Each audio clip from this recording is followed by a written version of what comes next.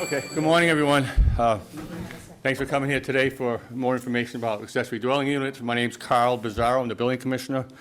Introduce our panel, our town administrator, Attorney Deb Petty, Bill Horowitz, former state building inspector, fills in for commissioners across the state, and our Board of Health agent, Kara Tismaris, is here today. So there's a lot of information, a lot of misinformation. We're hoping to clear that up.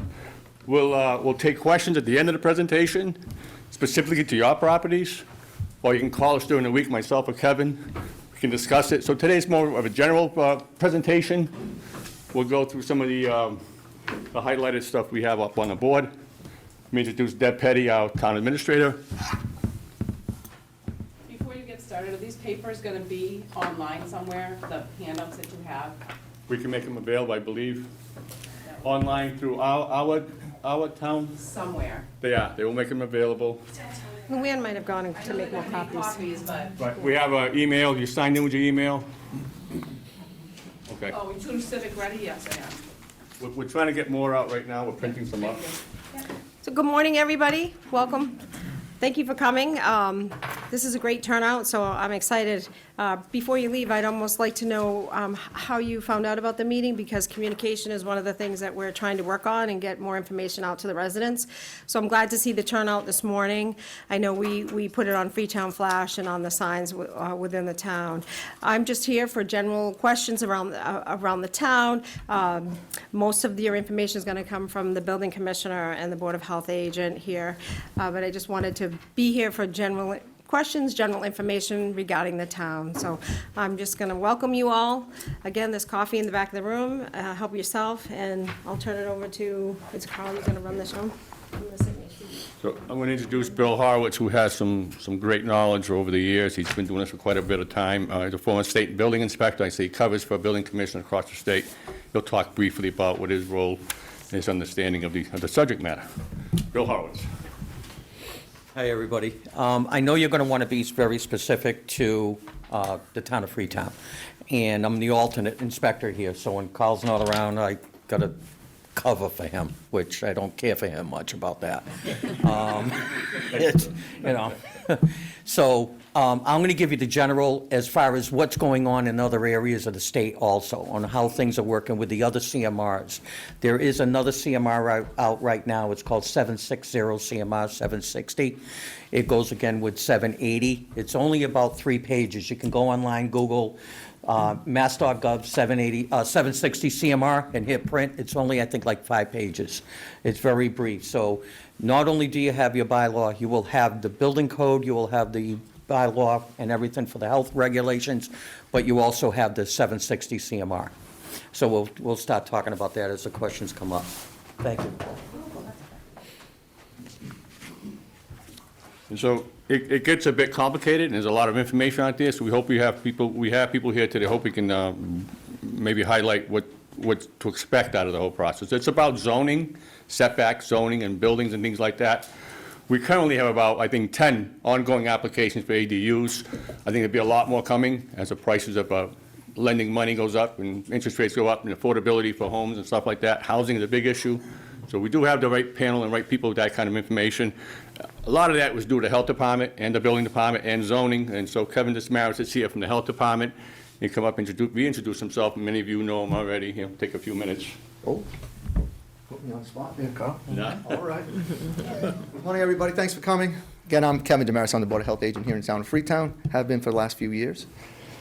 I'm just going to briefly state that while a lot of this information is going to seem pleasurable to the eye for a lot of the folks that want to do this, you will still be beholden to Title V, right? That's the mass law or regulation that governs septic systems and how you utilize them and how many bedrooms you can have.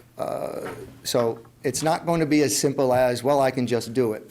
But I will tell you, there are means and mechanisms within the law to allow for certain activities. And I would encourage everybody, if you have questions specifically about your lot, to either call me or set up an appointment, and I'd be happy to sit down with you and go over some of these things. Now, unfortunately, as government is willed to do, they've put out this law but the subsequent regulations that go along with it have not quite materialized 100%. So I'm still waiting from DEP to see if there are going to be any ancillary provisions relative to Title V. I'm hearing things, but I haven't seen anything. So before, I don't want to speak to things unless they become law. But I would encourage everybody to listen carefully. It's a good program for folks that could use it. But just understand, there's two things that you are still going to have to be in compliance with, and that's Title V, and then, of course, the Wetlands Protection Act. I'm not here to speak on that, but I just know that that's something else to be concerned with. So I will listen to everyone's questions at the end, and if there's anything I can help you with, I will certainly do that. So thank you again for being here. Thank you, Kevin. So as Kevin mentioned, Title V hasn't changed. The building code also hasn't changed. You still have to build the requirements of the building code. Zoning, there'll be some changes. The building code's the building code. There's ways of building. Again, here's a minimum protection for buildings through the building code. I will tell you that the Inspectional Services Office is not in Town Hall. We're further down on 69 South Main Street. Inspectional Services there. You'll find it more convenient for parking and have access to different department heads and so on. So that's worked out real well for us. So we want to just go through this quickly. See if we have any questions. So learn about the requirements for creating an attached or detached. So two different ways of doing it. You can put an ADU attached to the existing house, ADU not attached, so detached and attached, two different. You could put it in your basement or in your attic. So we'll get to that a little bit more. So understanding tiny house provisions, that's 10th edition. That's a different segment. We can get into that also if there's any questions about that. And Luanna's not here. We can't change the screen, right? She's coming in now. Hi. Anybody have any big questions? We'll take questions later. Anybody have any big questions? Maybe we have the same question from different people? Or you just want to wait till the end and we'll discuss that? Okay. Yes, sir. Yeah, I'm gonna talk about putting up, small buildings on your property. That's getting away from the zoning laws in Freetown, which gives you the square footage for, how much land you have to have for a single home. Right. So you're adding a house to an existing house somehow. Either you set it aside or you add it onto. And that'll come up during the presentation. That question will come up. Okay, what about trailers? What's that? What about trailers? Trailers. Trailers are not homes. They're not accessory dwelling units. They have trailer parks all over the place. Trailer parks are not zoned. They're zoned in certain areas. In Freetown, I think we have a trailer park Okay. bylaw. Yeah, we do. Kevin, can you speak to that a little bit about trailer parks? Or no? I mentioned trailer parks. I was interested in if you could put a trailer on an existing lot. I know the tax laws are against it, but are they gonna change that? To my knowledge, and again, we're That's going, not ADU. We do have regs Right. about trailer parks and trailers on properties. You can call my office during the week. so I think, Carl, the difference between what people mostly consider a trailer and then a manufactured home, which is something along the lines like 55 and over up in Middleborough, and I don't want to speak for you, but maybe you can answer the question. If it's eligible for an occupancy and meets certain requirements for construction, right, then you can live in it. But that's few and far between, correct? If I may. Yes, please. Yeah, If I may, believe it or not, I'm the former director of manufactured homes for Massachusetts, all right?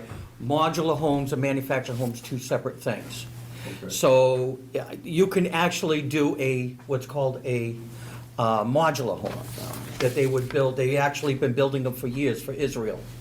And they've been shipping them over. It's almost like a container thing that goes together like a leg. I don't know.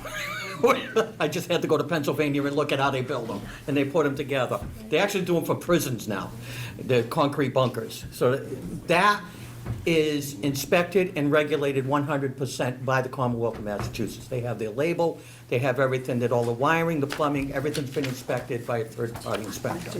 That third-party inspector is approved by Massachusetts. So if somebody's gonna put a modular in the backyard, that modular will be 100% Yeah, you can do regulated that. by Massachusetts. a mobile home, and she was pretty clear in the law about mobile homes. Mobile homes does not meet it meets a different standard. It would meet the HUD standard.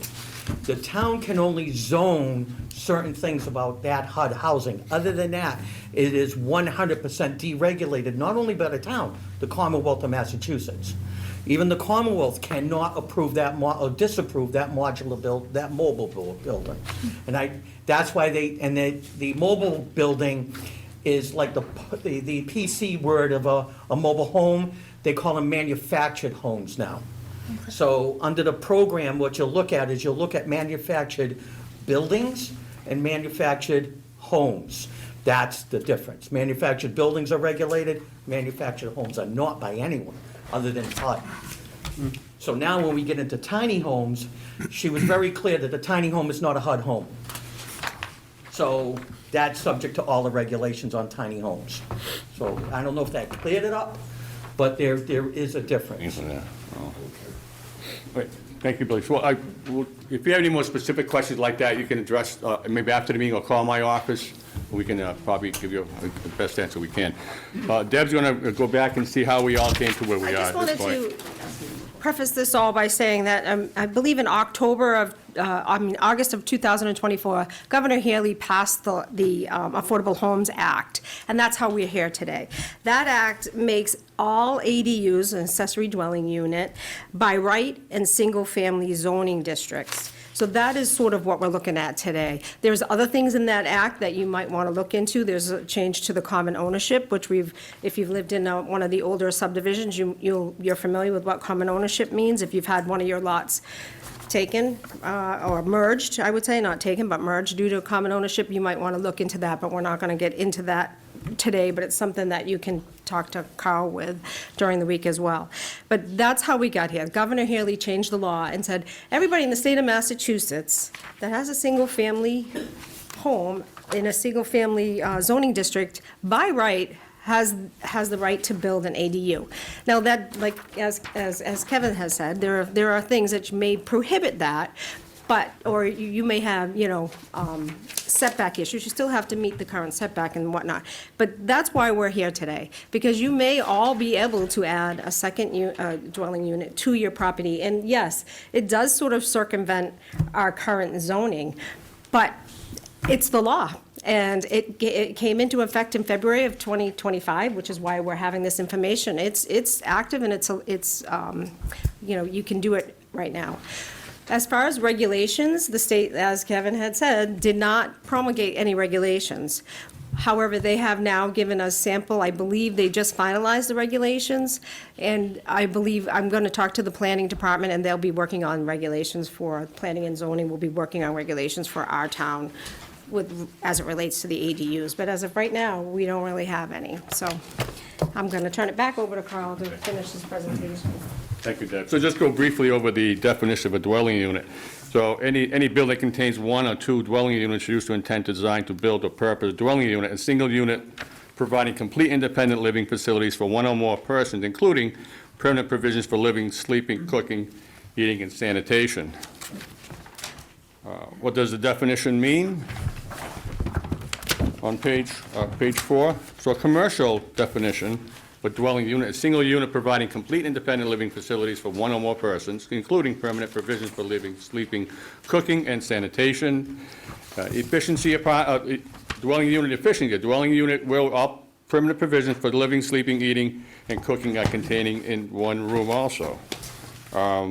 What do these definitions mean? A term ADU only matters for purposes of zoning and applying for Massachusetts laws and not the building code. For purposes of administrating the building code, inspectors must determine whether a permit application is for a dwelling unit or for something else. So when I'm receiving applications now, I have to be identified at what it is you're doing. Are you building as an ADU or as a single home, standalone home? So we're going through that now. Setbacks, to give an example, you have an older home and you have a garage in the back, it's 6 feet from the property line, was a garage, was okay then. What the new code is saying that, and you can take that garage and make it a dwelling, even though it doesn't meet the current setbacks for principal buildings. We have a couple going on right now. So that's what, but you have to build and construct in a way where it's going to meet the building code and the health department code. And so there's ways of doing that. So it's not a free ride by any means, but does provide advantages to someone who's looking to stay in their home a little longer by generating some income, maybe having your children, like me, come back and live with mom and dad. So families are coming back together to support each other. That's a good thing. Mom and dad maybe come living with the children or their children, or children moving in with mom and dad. So it's working out well in some cases, but it's always about safety. I can't see the screen from here because it's on there. We can flip that over. Always hit this one. I'll do this way. We'll flip over to the other one. Probably better off doing this way. So either the dwelling unit is for or is not for the purpose of the building code.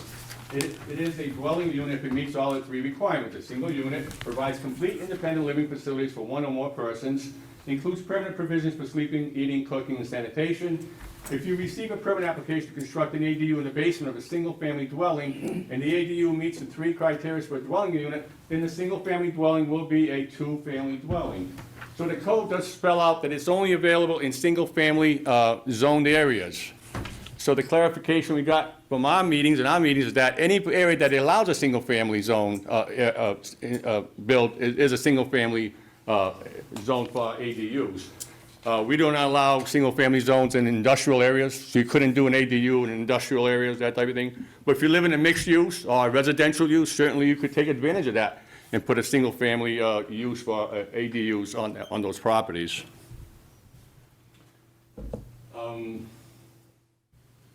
If you receive a permit to construct an ADU in the basement of a two-family dwelling, and the ADU meets the three criteria of dwelling, then the two-family dwelling will likely become a R2 apartment house, which means now it goes into the building code. I mean, it has to be built a little bit differently, so as fire separations and how we do that. Let me go to the next one. Converting a single-family dwelling to a two-family dwelling. What is required? The new elements of those elements they use to serve different purposes within the dwelling unit must be built according to all code requirements for new building units. Additionally, the dwelling unit separation requires R2 must be met, which means fire rating, maybe the walls, because the two buildings too close together, within so many feet, we fire rate the walls on that. Okay. What are the fire separation requirements from creating a dwelling unit under attached or single family? These are more specific questions. If you come across this, please call my office. It's about how to construct this, because the separation, the fire separation and such, we can get more specific about that. Next one. So it gives you an idea of where these dwelling units can be, right? And this one here, dwelling unit separation, we're talking about 1 hour fire rated separation. Again, that's specifically to building these units in this way. So the dwelling unit could be in the attic, could be in the basement, could be attached, could be detached, and there's different regulations for each one. What are the smoke detection requirements for adding dwelling unit to a single family? There's different ways of configuring that, through a wireless system or hardwiring the whole system, depending how many bedrooms and what the attachment will look like in the separation. Go on again. So adding or creating one or more sleeping rooms. Two-family dwellings, when one or more sleeping rooms are added or created to a one dwelling unit, that unit shall be provided with smoke, heat, and carbon monoxide protection. Again, these are all design aspects of the building permit. When sleeping rooms are added to create both units, the entire building should be provided with smoke, heat detectors, and carbon monoxide protection. We have more? So he's fixing. Okay. I have some more if anyone needs it. Anybody need any more handouts we have? We have, down there.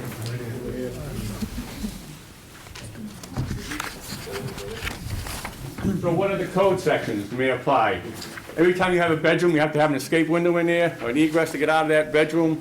There's code compliance about the height of that exit and the size of the window and so on. That's more specific details in the building permit. Sorry. If a given space was not a sleeping room before, but will be in the new ADU, the emergency escape and rescue opening must comply with 401 height and so on, all regulated aspects of that. Again, this is the reconstruction of it. We go over that one. So one of the requirements for adding a dwelling unit to an existing two-family dwelling, adding an additional dwelling unit to a two-family dwelling will be a change of occupancy from a two-family dwelling regulated by IRC, residential code, to R2, which is regulated by the commercial code. So now you got a two-family, you got an AADU, it becomes under the commercial code, which has to be built differently depending on the fire separations and safety aspects. So these situations will be different, and an existing building code report from the permittee will be crucial to determine what upgrades to the existing structure are required for change of occupancy to any alteration or addition. It's the best practice to avoid operating on when the sprinkler system or other major upgrades may be triggered as the existing building code. So that means money, right? Existing sprinkler in a building means money, but again, we can work through that. There's some ways you might not need it based on square footage of the house or how high you're gonna go. What I require construction is detached ADU. If detached structure in the same lot as a one or two family dwelling unit, the new structure will be constructed according to the IRC, which is one and two family code. If the detached structure is on the same lot as a structure already regulated by the commercial code, then you will need to determine if the detached structure can be treated as a separate structure under the code, or if it must be permitted as part of the structure, IBC code, International Building Code. Anybody questions so far as to what we covered? Okay.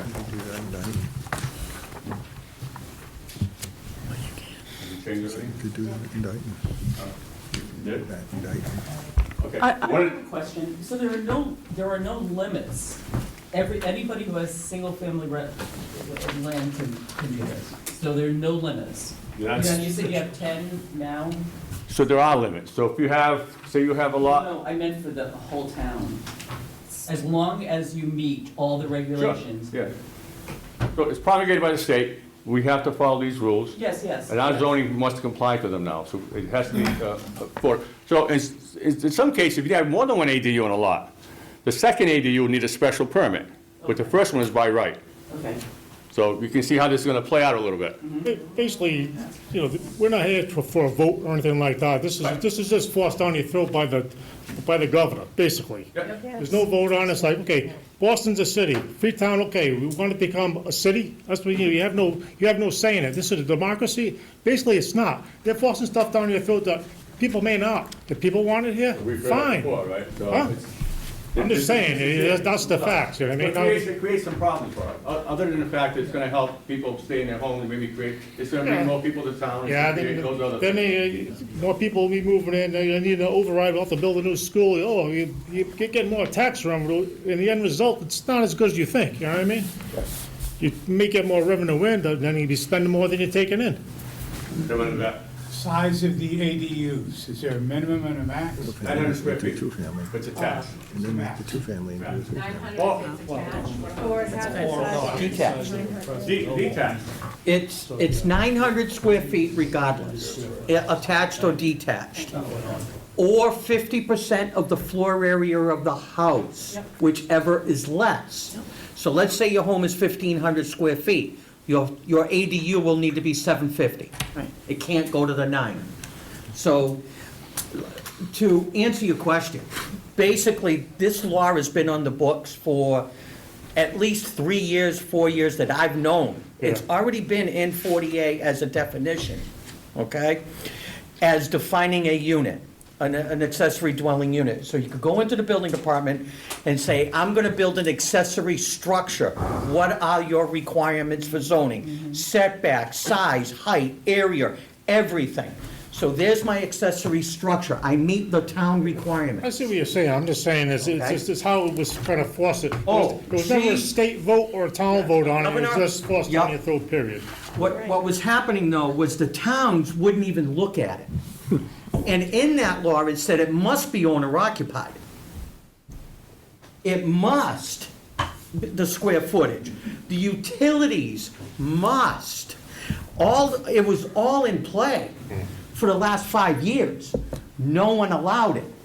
Every town said no. Yeah, which is fine, yeah, that Which should be is their fine. option, if But it would- if they choose, you know what I If mean? they It's up to choose, the then they would go taxpayers. to the next level, they would go to the zoning board of appeals to hear the case and make the argument. Then it would follow the process.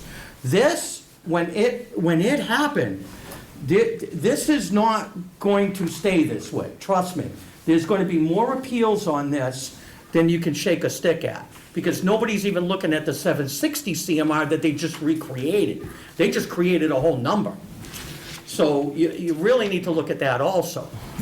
So the regulations, this is your man that's going to slow that down. I'm just Right saying, here. it's not what we want, it's what they want. Because It's always Kevin's fault. Because by coming from the state, I look at it as overtaxing a community. You're overtaxing it. You can't do what not every community can handle, the schools, everything, right? Especially if we have the affordable housing with the train station. Exactly. If that comes through, that's So gonna be I'm great. afraid that at the state level, they're gonna give this man less power. Yeah. And that's what, this man is good for your town. And that's all I can say. He's, for this purpose. He's not gonna be the friend of the town for somebody that's trying to do it. So, once you're adding that bedroom on. And you don't even need frontage, you could, Correct. It's because you meet the accessory structure yeah. requirement in your town, the setbacks. So like Carl was saying, I've got a pre-existing structure. And that pre-existing structure doesn't meet anything, right? You agree? yes. But it's a pre-existing structure. You can't tell him he needs to change it to turn it into an ADU. That's the sad part. But needs to meet this man's criteria, and then it needs to meet this man's criteria for safety, and then it needs to meet the fire department's criteria for their safety. So, Well, it's just like if you're building a house, period. You Correct. have to have all those- Exactly. It's really a it's single-family home. it's another, it's Calling it another something house, exactly. And at 900 square feet, that's a two-bedroom, not a one-bedroom. different. That's right. Now, you've got other problems. I'm sorry I took All that right. like that. You got someone over here had a question? Question, are you gonna limit so many permits per year? I know there's a big influx on the town. No limit. This is by right. The governor created this by right. Let's go back to the back here, real quick. The present building code, what percentage of a house, when it's renovated, do you have to bring the rest of the house up to code? Usually 50%. So if you have an 1,800 square foot house now, and you put a 900 square foot ADU, Yeah. you have to bring the rest of the dwelling up to today's codes. Is that my Only if it pertains to interpretation? Fire protection. What's that? Only for smoke alarms. So it's not a substantial, it's not more than 50%. So the reason for 900 square feet, it keeps you out of the 1,000-foot square threshold, we have to bring up the energy efficiency of building, 900 square feet. So, What about electrical? So you don't, You have to bring it to code, right? So you have to have- today's code, you have to bring the rest of that building up to today's code? That building should be built according to the code. Well, it was when it was built. Carl, You don't I bring it think the up to question today's- is, I have an existing structure, I have my house. Yeah. It's built to the 1970 code. I put a Yeah. 900 square foot ADU onto my house. In theory, that could be the 50%. Does that trigger now going back into my original structure and bringing that up to code? No, No, no. because it didn't exceed 50%. Oh, It doesn't exceed the right. So let's go from here, we'll go back there. That was your question, right, sir? Yes, thank you. Carl, just a question about setbacks and sidelines, whether you want to add on or put a separate structure. Is Freetown understanding this to require the same setbacks that the current zoning requires? All right, the Fall River says, no, we'll make the determination if it's reasonable. If you want to go 5 feet before your sideline and it requires 15, we may let it go. So I'm just curious what Freetown. Where is reasonable, right? That's what we look at, Right. being So reasonable. Can I Yeah, I get know. clarity on that too? So are we making the distinction between pre-existing non-conforming or a new construction? So if new construction ADU comes in, we do have setbacks for accessory structures. Those would be enforced at that time, correct? For new, for new construction, That would be, yeah. new construction. We're talking about If we're the taking pre-existing building. right, taking a pre-existing garage that may be 10 feet off, 6 feet off your property line, that would be a pre-existing non-conforming, which you would then allow for the development of an ADU. So So, accessory structure- so depending on the structure, Yeah, and, Fall River doesn't interpret it that way. well, Fall River does a lot of things. So the garage was Just say built, you can add on and the accessory structure garage was built, when it was built, it was 6 feet from the property line, it was fine. Now we want to put an apartment in that garage, we need 10 feet. You're good with 6 feet, because that's grandfathered for that, and that's what the allowability is for that. Does the ADU still go through the assessor's office for tax purposes? What do you think? You know the answer, right? Tax them high, tax them often. No, they will. So let's just say in your example of your children, your adult children moving back onto your property Yeah. with 4 grandchildren. So if everybody in town did that, we could actually put the demand on our school system times 4 people for every property. That's a potential, right? Yeah. Okay. Yeah. So we're also adding value to the property, right? Now we got a house, now we got 2 buildings, 2 structures on one lot, you're adding value to that also. Tell Wayne about it, go ahead. Yeah, as far as adding on a room, can you tie into the existing septic, or is that gonna be all? Is it a bedroom or a room? What kind of room? Or just say a Living kitchen room, and a bed. bathroom, A bathroom? a kitchen and a bathroom. What was the question? I much, so you're adding an You were existing gonna room. do a 2 dwelling and Title V. add on to your house. You put a kitchen in and a bathroom in, would you have to have your septic Title So V? nothing's Yes. changed with that? Yes. Hold on. Well- Hold on. Let's back up. Yes. It wouldn't be an ADU if it didn't have a bedroom.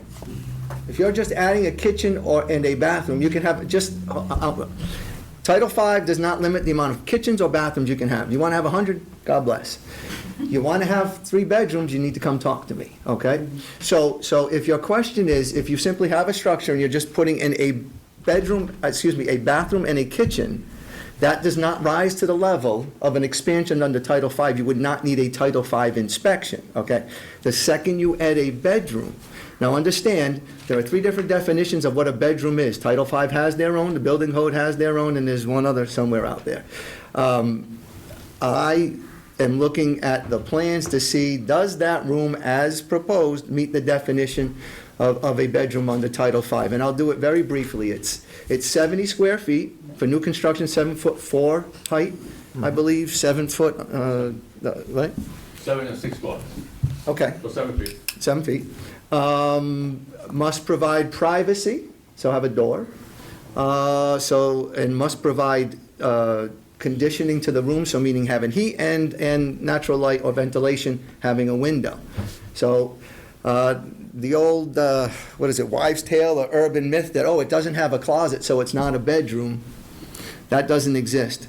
So I will oftentimes work with people in that process. Why I encourage people to talk to me. We can probably get you to where you want to go, where you're in 100% compliance, I'm doing my job, we can all go to bed at night and put our heads on the pillow and know we did the right thing. So. In my case. Yes, sir. There's a bedroom existing on the existing house. Okay. If I was gonna add square footage to my house for an in-law apartment, I could have a kitchen and a bathroom and have access to a room that's already existing. It's not a definition, you need sleeping. We had No, I see, I understand what he's saying now. No, I'm outside the bar. Yeah, I got what he's saying.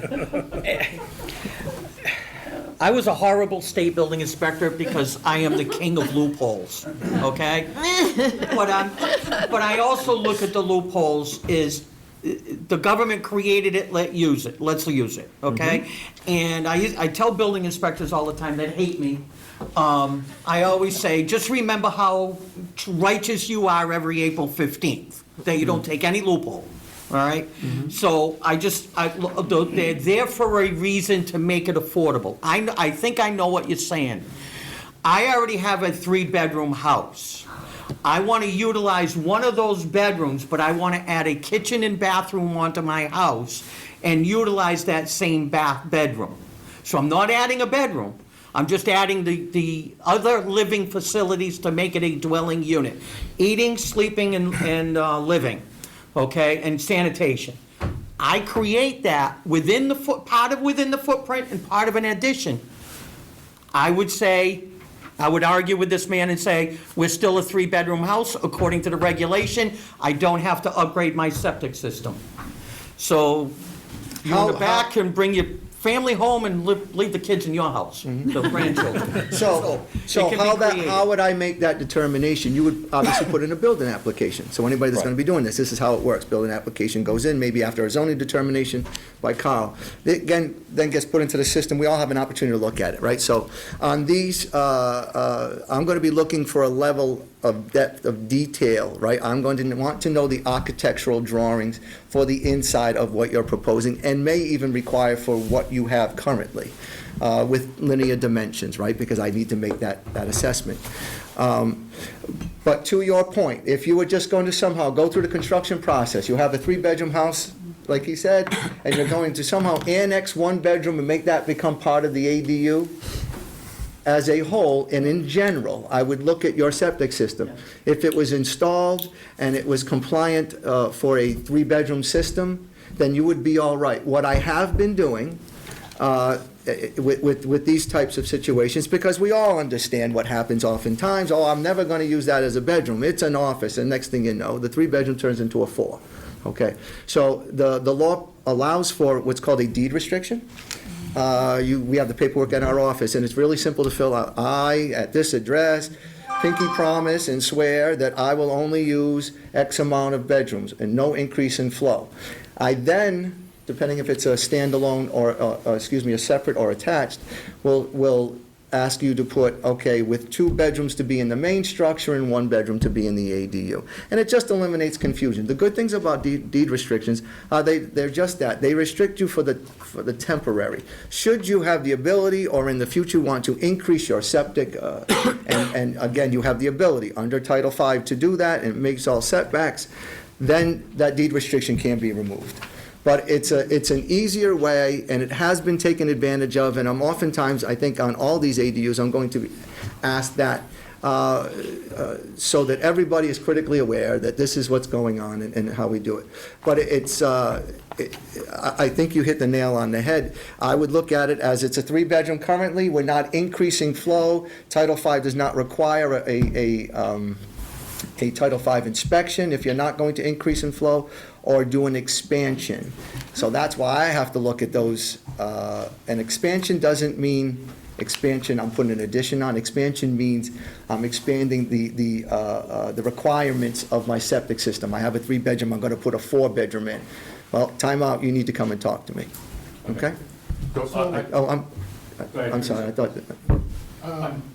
Hold on just a second. I think we're gonna make this available to everybody who signed in. We'll get this out to you. I think we'll get much more out of it, out of the question and answer thing. I think we can communicate a little bit better. We'll make that available to everybody. If you haven't, make sure you signed up. We'll get that out to you. So we'll continue taking questions. I think that's more productive right now. Who is the last person? The gentleman in the back. You know, in question anymore? You don't have a question? We have approximately 4 acres, something of that nature, and I'm sorry I was a little delayed if this was not Raise your hand and then you You're gonna speak up a little louder, sir. If I want to put an ADU on the property and have approximately 4 acres, is there any restrictions as far as the placement on the property? So if I set it out towards the back, hey, if I did so, I can put a second septic system to run that back property? And is there any restriction on entry to the property? Does it have to enter in on the original frontage, or can I enter in a separate area? So I'm going to address his septic question because it'll be real quick, right? So in your specific case, 4 acres, you would have plenty of room to do that. Title V allows for multiple septic systems, septic or Title V compliant systems on a property, right? So long as you can meet setbacks, right? So well setbacks, property line setbacks. There is one caveat that, again, a lot of you folks need to hear. The number of bedrooms allowed on a lot is dictated by the size of your lot. You're required to have 10,000 square feet per bedroom, okay? Now, if you have an existing, so if you have a 3-bedroom house, you need 30,000 square feet. Says who? I have a 3-bedroom house and I live on 10,000 square feet. Well, the law's changed since then, right? Like for a lot of us. And so Unfortunately, that's going to be, I think, the breaking point for a few of us on whether we can actually increase the flow. So if you already have a 3 or a 4-bedroom system on, but you're only living on a 30,000 square foot, you can't increase the flow. So what people have come in and doing are getting a 3-bedroom house and doing a 1-bedroom ADU. Deed restriction, I'm not increasing the flow over the pre-existing, and so we're good to go. So to answer your question, yes, you would have enough room to put a new well, a new septic, all that. As far as accessibility, that's you guys. As you come. So I'd have to get more detailed, so bring me something where your site's gonna be, you're gonna, show me where things will be built, your outline, bring it to my office, we can talk more specific about your property, we can do that. Somebody else had a hand up? More along Kevin's line here. Are these setbacks on the new addition, let's say an ADU in Bay Shores, are we going back to the original setbacks that were prescribed when those lots were created? Building code, you mean? Zoning? Yeah, the zoning. That's gonna be a Carl? That's exactly what it says. Yes. It goes back, Yeah. It goes Those back. lots, to you the have some lots down Yeah, there, not 'cause- buildable lots, right? They're wooded lots. There might be some opportunities for those lots. So I think, Fred, to your point, right, the common ownership, Debbie mentioned it earlier, we're not going down that road, but that's allowed. That's amazing. It is. God bless us and keep us, right? If we're alive long enough, oftentimes we see the things just go in a circle, Fred, right?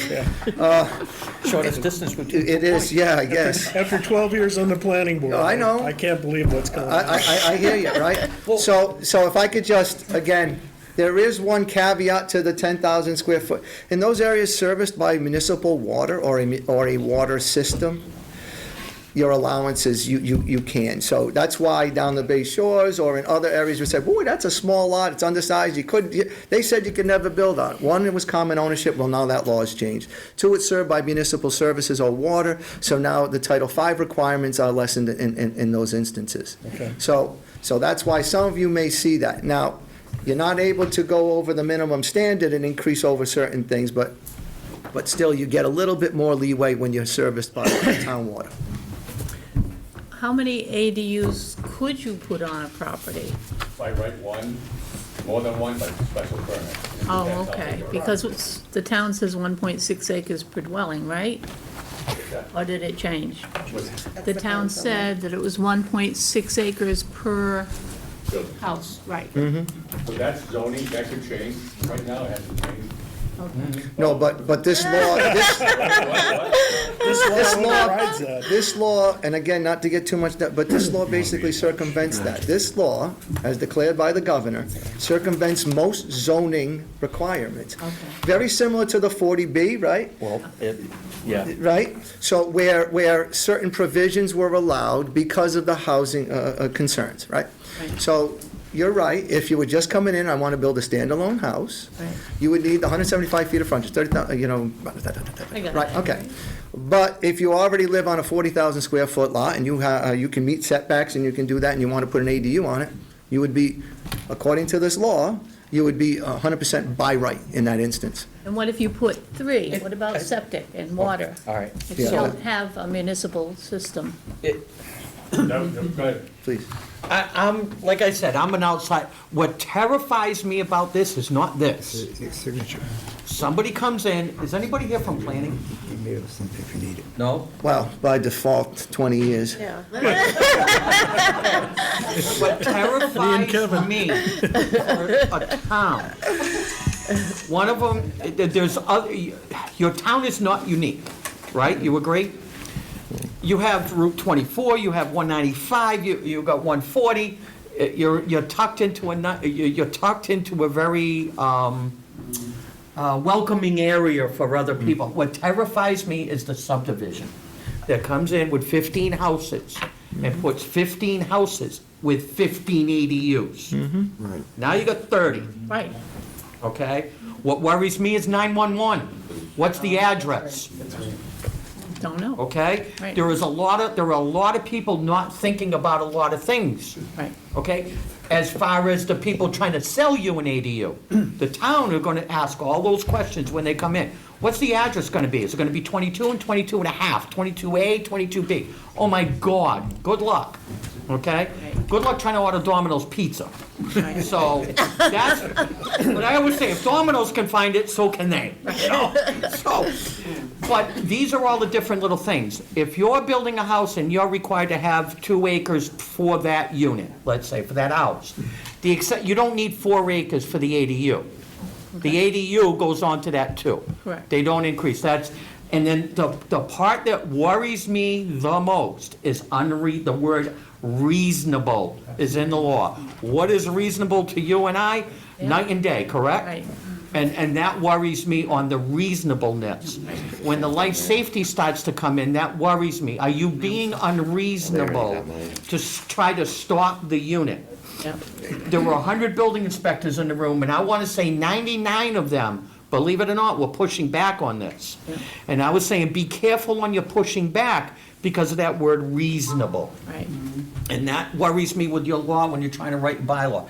So what'll happen with your bylaw, you'll write your bylaw, it will go to the AG for his or her review, and then come back to your town and say, yes, you can.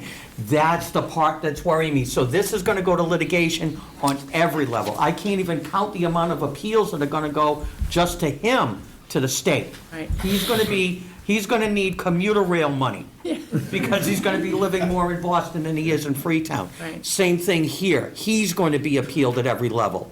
So that's the part that's going to shake out. The fire department, that worries me, okay? But I'm also cautious to, where do you draw the line for a touchdown? Don't try to change the touchdown line too far as a town.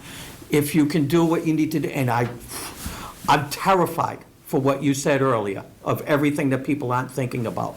But at the same token, I like the old law. The old law was owner occupied.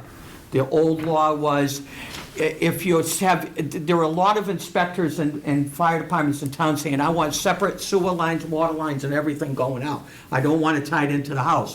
What cautions me is you're one meeting away from having 2 dwelling units on one lot. If you tie it into the existing house, then that's reasonable, and you're not one zoning board of appeals meeting away from having 2 houses on one lot. The next word that scared me in a meeting that I would like Carl to say, condo. That came up at a meeting. And that's why I look back at tying the utilities into the existing house. Or anyone else. Okay? That came up at a meeting, condo, and a lot of people are not thinking this way. I am terrified, and I'm retired. Okay? Take my work away. You know, so, It comes up as Airbnbs, right? Who's not working with that? Anybody's got 5 or 6 acres and they're growing squash or strawberries, I can make a lot more money on putting like 3 or 4 ADUs on my property. Really rid of the farming aspect, so that can be there also. The appeal process, and Billy will tell you, they did not make it easy for anybody to appeal a decision to the zoning. Not only are people here concerned about what they're gonna build, it's what your neighbor's gonna build, and how close to your property they're gonna build. Now you're gonna have a structure 10 feet, 6 feet from your property, you're gonna have a house there? Yep. What's they gonna do for light, ventilation, you got a garden? That might block some light to your garden, you might not get your crop. So there's all these issues that still don't work through. The appeal process will be expensive, will be wordy, will take time to do that. I think it's important to note, right, that the law allows local communities to promulgate reasonable rules and regulations, whatever they are, right? So it's incumbent upon the town leadership, planning board members, ZBA, all of us to get together, if that's the course that the town is going to take, to further refine, so it may not be as much of a free-for-all as it appears. He's correct in stating that, who's reasonable and who's not. I think it would be unfair to try to just give it to Carl as the zoning enforcement official and say, well, it's going to be your reasonableness. I would encourage the town to again, adopt reasonable rules and regulations as allowed. To your point, ma'am, about the multiple ADUs, and Carl's mentioned that you are by right allowed one. Special permit would allow more than one. Okay. Currently, we do not have a special permit process for the purposes of citing multiple ADUs. I am assuming that that's something that, we've just hired a new town planner in the planning board, I'm sure are interested in doing this stuff. These things take time, as you would imagine. I think we're being very proactive here, folks, in getting this information out. So kudos to town administration and Carl for putting this thing together. It's important. I have mixed emotions on this, right? I'm getting to that point, I can go to a 55 and over community. We don't have one in town, right? But I also have a child who lives up the street from me, he's got a big enough lot that potentially we could do something along those lines. So it's advantageous to people like me. And I will tell you that my 20 years on the planning board, oftentimes we heard that. Where is the senior housing? Where is the senior housing? We want to stay in town. And so this does give an opportunity.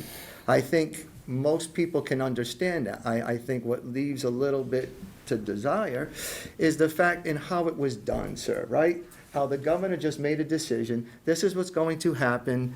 God bless you all on the local level, because you're gonna have folks that are for it, against it, and we're gonna be stuck trying to mitigate this with you folks. So I can promise you, just. How many of these dwellings already have been issued, have been built already? So I think Carl spoke earlier, we have about, I think, 10 to 12. And again, this just allowed for the, in, what was it, February, was it not? February, yeah. February 1, yeah. Yeah, so starting in February.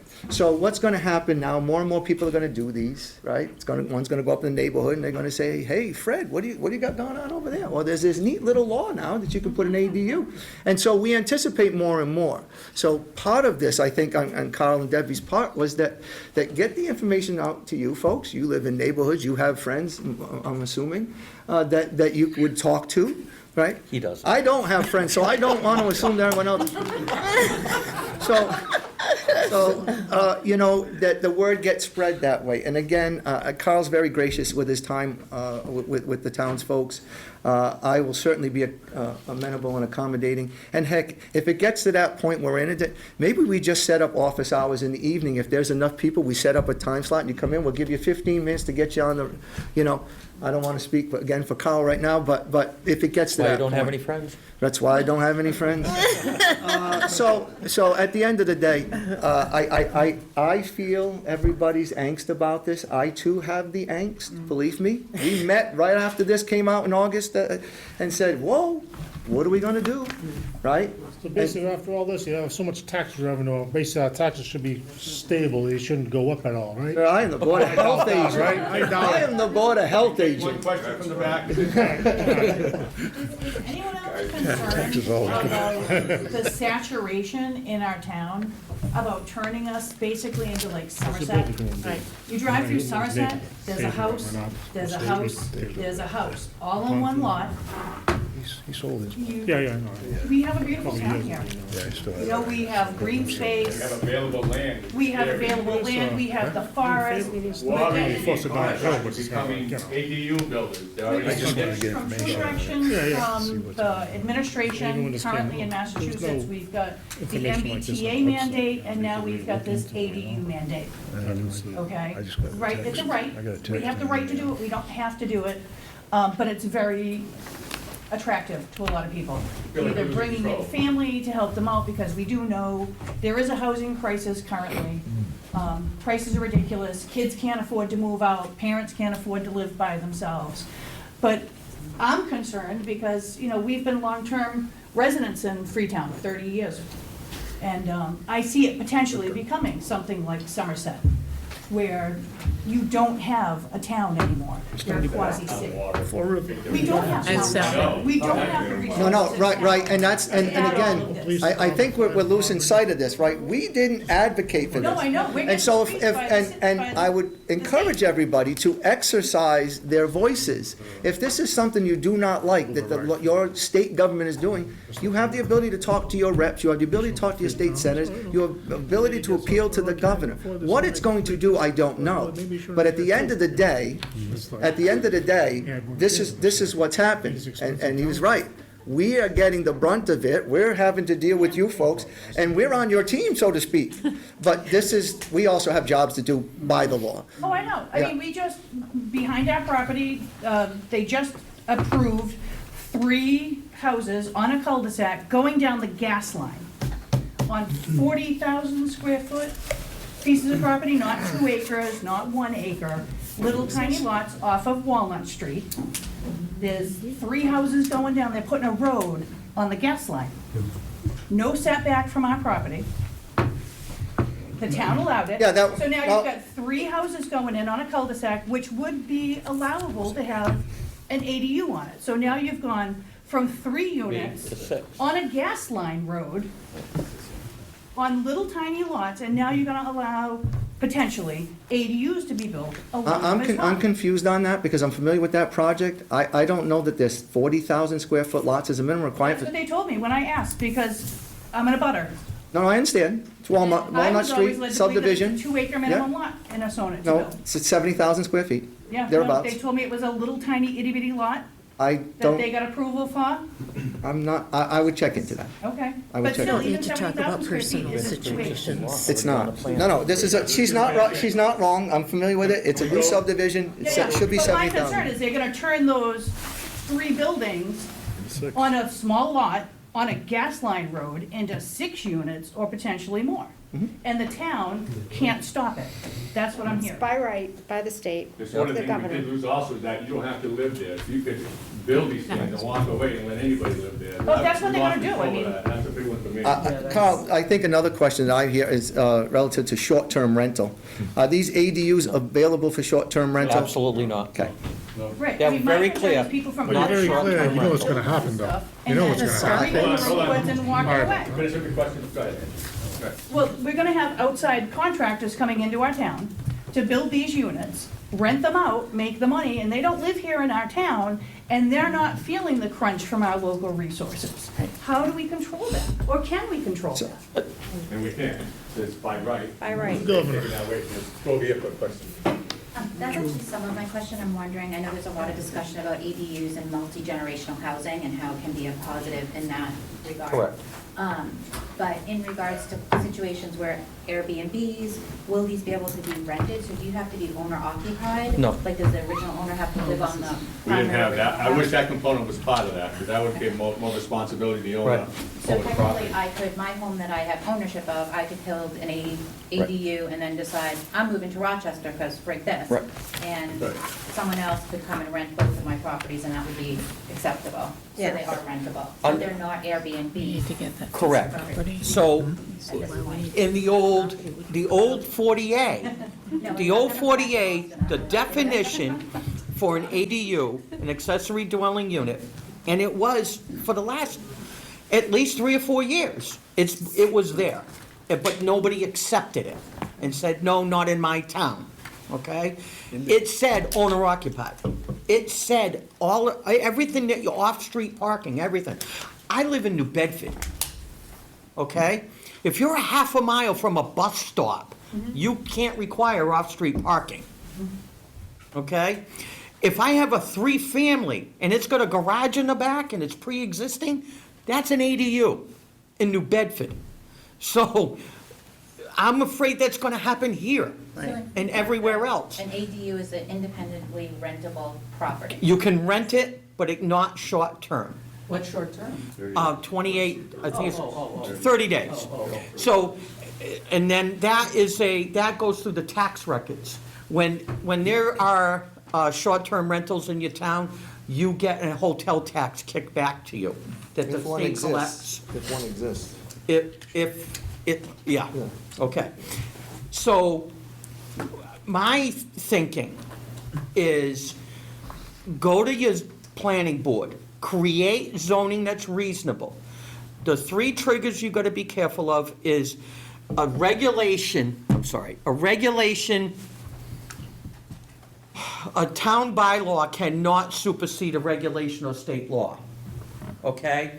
So if you create a bylaw, you gotta look at the building code, 527 CMR, and the health rate, you gotta look at all the regulations and meet those regulations. You can't say, no, we're not gonna do this here.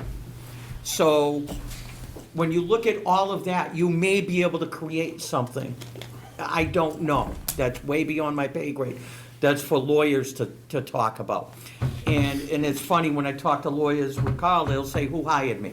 That's who's right, you know? So, when so you can rent it. Any other questions from this gentleman? Okay, no problem. Thanks. One of my concerns is with multiple ADUs, all right, and property lines, I'm worried about multiple septic and water contaminations coming from the multiple septics. We all have wells in this town. It's not like Somerset where you have town sewage, town water. Right. Okay? So if you're gonna have one lot and you get a special permit for more than one ADU or So two, the special permit gives us control over it, that's what we would. that's one of the concerns I would be having. Again, how do you decide on, if another septic system is needed for that ADU, where it's going to go? And That's where I come in. I have a property where. That's me. Where I have my setbacks. That's what Kevin comes down. If I could, and I'll go back to what I was stating earlier. Any and all of these ADUs, regardless of whether we change setbacks, whatever it is, we cannot circumvent Title V. So if Title V says you have a septic system on a lot and it meets all the required setbacks that DEP has deemed enough to protect the environment. What do I mean? Your septic field needs to be 100 feet away from a well, right? I'm speaking in generalities. Of course, some people are going to say, well, okay, yeah, there are local upgrade approvals that you can get. But as a standard, you would have to meet Title V, okay? So if you had 10 acres and you could legally fit and protect the environment under 310 CMR, then you can put septic systems there. We have nothing that would prohibit that or not. And again, as he stated, that we cannot eliminate state law. We can't go more restrictive to certain degrees with those things. So again, maybe in the next coming weeks, DEP is going to give us some more information and allow for something within the regulation to speak to that. But as it stands right now, you currently, if you have you can have at your house, if some people have a septic system, and a lot of people don't like putting their washing machine into their current septic system. You can have a separate system for your gray water, so to speak. It needs to be Title V compliant. So there are folks here in town that have multiple septic systems currently on their property, Title V approved, because they can meet setbacks. I don't discount your concern for the environment, but I think a lot of those concerns are addressed inherently through the state sanitary code, which I would be responsible for permitting these facilities under. So again, the question, so the special permit gives us control for the additional ADU. You're guaranteed one by right, other than that, we have control for the special permitting process. Okay. Question for you. The rule is written right now is that these things will be commonly deeded, so they can't be sold separately. Yeah, so that came up. How sticky is that? That word condo scared me. Yeah, I know, that's exactly why I'm Terrified me. bringing it up. One of the questions I had was- Especially when you're using common septic systems or water supply or well, now you get into this whole thing of a condo where you're mutually responsible for the maintenance of these things. Look to Florida for condo law, because it's crazy down there. Scared. But isn't that eliminated by the fact that you cannot sell it off as a separate? Well, that's- right? So that's it's a the single question. facility from septic, it would be a single facility servicing multiple buildings, which again, happens now. You have a residential and you have a mixed-use lot, and you might have an office out back. All right, so I would look, Title V wise, look at it that way. And I think, to your point, that there is no severability, right? That you cannot sell that ADU separate. So you will have a common. Even under hardship? Well, see, that's what worried me earlier. That's why I said earlier, get it somehow into your bylaw, into your regulation, that you tie all the utilities into the house. And it's easy for Carl, it's easy for your health. I am saying it's accessory because I'm getting everything off the main house. That's Right. my definition of accessory, that it's coming off the main house. You allow them to put a separate water line in or anything like that beyond the key, I'm cautioning everybody. Condo, like you say, you're one meeting away from having two primary structures on one lot. One Another meeting. question? Okay. No. Problem. So, so are you saying that through our town laws? Yes. We can say that if you're putting one of these up, we have to tie into the original space for septic, electric, and all that? And if we make a law for that in Freetown, Right. that would probably be a smart thing to do if we want to stop. What you have to look at is you have to look at the word reasonable, Yes. Right, okay? but we have- so it's on Right. us to define reasonable, is what you're saying? Believe it or not, it's his call. If the state feels that we are being unreasonable and trying to keep this from happening, they will come down on you. If they see anything, any steps Correct. towards that, they will look at it and come Right. down to But for it. clarity, though, should we promulgate the rules and regulations through the planning board, like you're speaking of?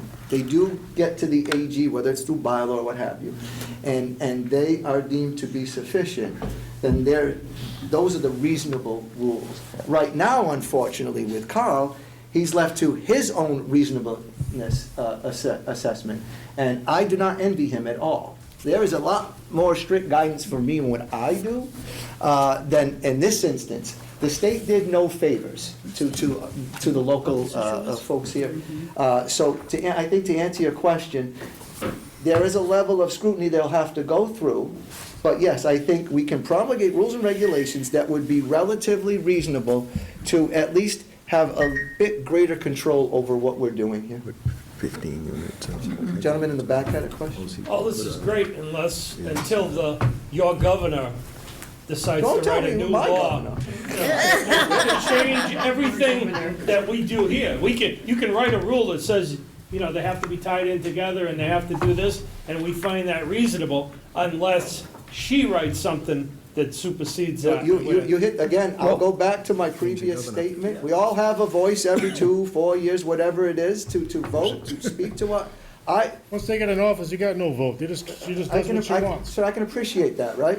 Okay. sorry about that. But at the end of the day, we can't predict the future. We don't know what they're going to do. I don't think anybody would have predicted that she would have wholesale done this under a public health crisis for affordable housing. You see, public health has vast authority. We've seen in the last 5 years what's happened to the country relative to a public health emergency, right? Masks, shutdowns. Public health can do a lot of stuff. Gun violence, public health emergency, right? So I'm not saying that we all agree, and you're not wrong. At any given time, state government can come in and do. I would suggest also that depending on who the leadership is in the state, that some of these things could be amended back to where the local communities have a bit more control. Someone spoke to the MBTA density stuff, right? I think there are 5 towns now that are suing the state, and some have been a bit successful with that. There needs to be pushback. That's why you folks are here. Obviously, some of you are here because you're not exactly thrilled with this, but others are here because they want to get the information. And so I know that we had only planned on being here for just about an hour. Yeah, so we're gonna have one more comment from Billy. We'll take a couple last questions. We're gonna wrap it up. Carl is the one that does the reasonableness. He's the one that defines everything in that book. It's his call. Period, the end. Like it or dislike it. So when Carl makes a call, he has to give you the section of how he's interpreting that section and your right of appeal. So let's say you can meet all the guidelines for zoning, or you can't. You can't, he tells you under zoning, this is why I can't give you the building permit. Here's a citation, we go to the zoning board of appeals, okay?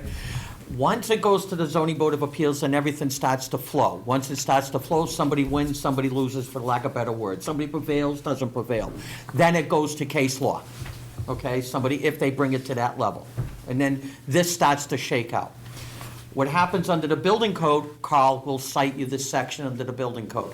That law does not talk about the building code, it just says must provide with building code. Carl can come up with something, that word reasonable does not come in, because it's life safety. Period, the end, okay? You can appeal that. Your appeal, DEP, for your appeal, all of this is appealable. The town, unfortunately, you're 100% right.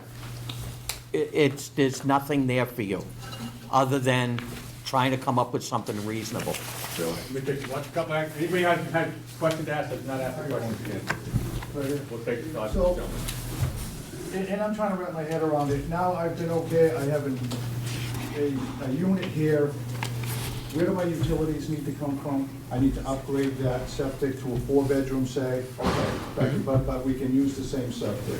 Yes. Now, do I need a new pole for utilities to come in for electric? No. Well, no, on the health agent, I don't know. Yeah. On the utilities part. The main house is supplying the utilities. Correct. Okay, so the main house Yep. is supplying the utilities, Right. and the well the same, if the well can handle it. So from well and septic, Yep. again, if the well can handle it, Yep. right, and provide, and then oftentimes, what we're really doing is just is just moving a bedroom. That's what I've seen most. I have a 3-bedroom, I want to do an ADU, the main structure's 2-bedroom. So the well requirements are typically going to be the same. The number of people, 2 people per bedroom is going to remain the same. So that's typically, now, if you have a tweener well, right, where you're only getting a few gallons per minute, and sometimes, well, you may want to consider that yourself. Yeah, I So- just wanted to make sure that Yeah. we could utilize the Yep, same yep. utilities. You can- provided you- it can handle the Absolutely, ADU. yes, absolutely If so. not, then we have to do what we need to do. to Yep, do correct. You got it. We're good. Any other questions? One last I'm question. just gonna comment for Bill, just so I know you're pushing on the condo, but I, I'm the condo king. I'm, Drafting, you can't do it. It's legal to turn into a condo separately. Right. The best you could do is add something to your deed, but I, it has to be. I just, when I was at the meeting and somebody went condo, I kind of threw up in my mouth. And then I really felt bad because the lawyer couldn't answer the question. I'm going, oh, no. No, you can't, you can't. Believe me, I'd be retiring next year if I could. Yeah. We just, so ADUs, I can tell you my personal experience, they work the way they should work. It's a blessing for some people. It allows people to stay in their homes, allows children to get back with their parents. So we're doing that, we're doing all these things, we're still developing these thoughts. We're ahead of, I guess other towns are not doing this right now, we're taking steps Yes. to remediate some of the confusion out there. So you'll be more information. Make sure we all have your emails here so we can send you the information we have and keep in touch. If you have any questions during the week, give me a call. Kevin and I are always available. We can make time for any questions you might have specific to your property. You're the only township member. Thanks, Carl. Thank you. Let them know that. No, thank Let them you know for that. being here. We're the only ones that want. Thank you. Folks, just so you know, and Bill brought up a good point, like, we're the only towns that he's aware of that are actually being proactive like this and getting the information out. So thanks to Carl again and Debbie, Bill for being here. Yeah, thank you. Again, if you want to reach out to me,